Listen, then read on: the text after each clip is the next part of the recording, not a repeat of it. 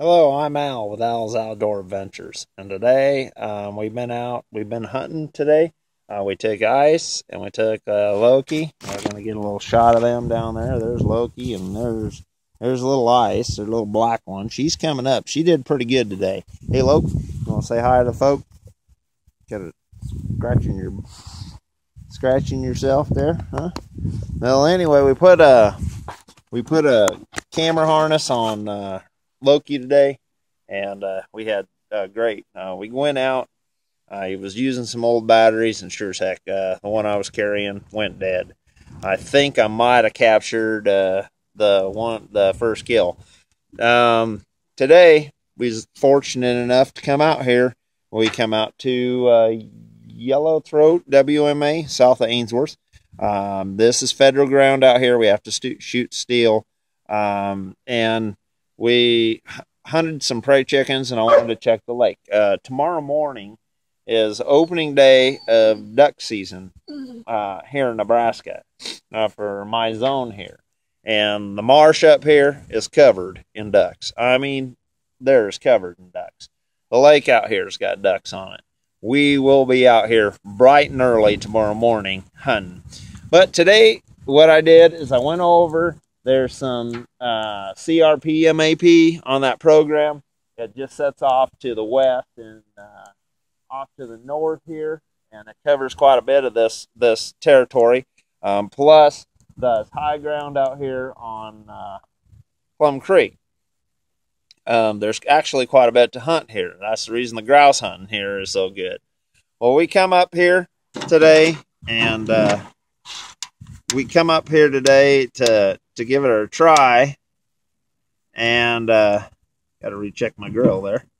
And we come up here to try today, and we had good luck. We seen a lot of birds, but a lot of the birds were breaking ahead of us. But it was kind of a treat because I shot a sharp tail and I shot a prairie chicken. And I can show you the difference in between the two birds, between the sharp tail and the prairie chicken.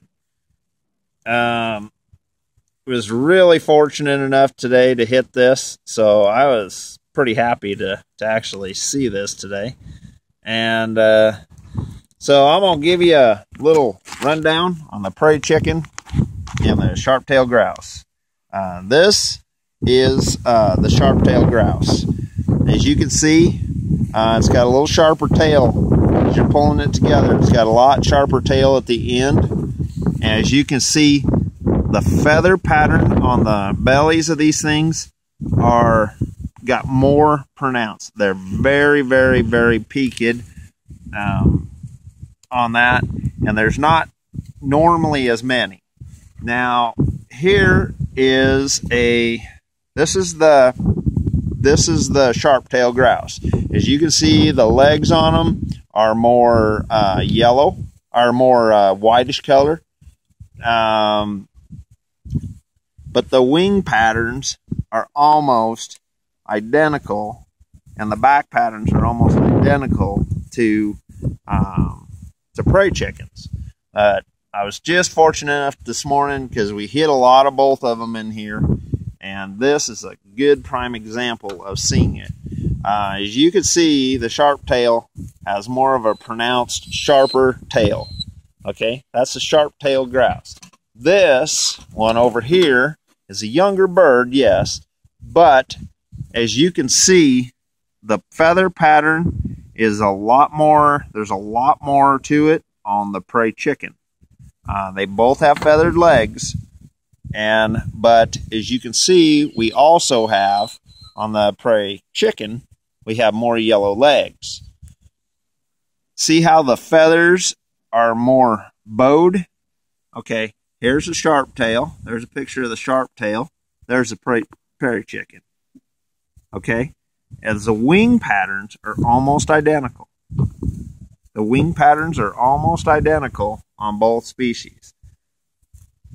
Now, of course, this one's going to be more pronounced because it's a little older bird than this one. This was a very young bird that I shot this morning, this season's.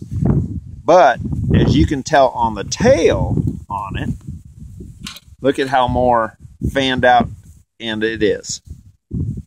You can see as the tail is on it, and as I pull that tail together, there's a lot more to it. There's the sharp tail. There's the sharp tail. There's the prairie chicken. As you can see, that the prairie chicken is a lot different, or a little bit different. And that is how you tell the difference in these things. They're really hard, and sometimes I even struggle with them. Head-wise, they're almost identical. Let's flip them over here on the back, and we'll get kind of a back view of them. We was fortunate enough to really catch these. They're a little darker. Prairie chickens are a little darker. Grouse a little lighter. And as you can see, but there isn't a whole lot of difference in coloration pattern on their backs. A little bit, but not a whole lot. Wing patterns. You don't see, I'll show you a wing pattern there, and I'll show you a wing pattern here. There's not a whole lot of difference between these. Okay, now this is with this wing pattern right here you're looking at. This is the prairie chicken. This wing pattern right here is the sharp-tailed grouse. As you can see, though, you can really see it in the back, on the tail right now. Now these are pulled together. These are just pulled together, and as you can see, we got more of a sharp tail on that grouse, on that bird. Okay, we got more of a sharp tail. It's not so pronounced. It comes more together. As the prairie chicken is more fanned, it will really fan out. And as you can see, there's the back view of it, and there's a front view of the prairie chicken. And as you can see, the sharp-tailed grouse is more pronounced straight up and down. You're getting a good view of that. I hope you are. More pronounced there, more fanned out here. This is just a prime example of sharp tail in this. We hit these both in the same area. I was just actually starting to record, and if I can find a good prop spot here. We was just finding a place to record, flipped on the GoPros, and lo and behold, dog broke hot while I'm talking. So we went ahead and shot him. I folded him up really nice. The sharp tail, it broke. The dog broke away hot. I took 2 shots at it, and I thought I missed because bird just kept flying. And I thought, well, not the end of the world. Not the end of the world, but we'll just, I watched him, and pretty soon normally if you watch these birds, they'll just show you right where they land. You walk back over to them, and you got another chance of shooting them again. Well, we went back over there, and we can't.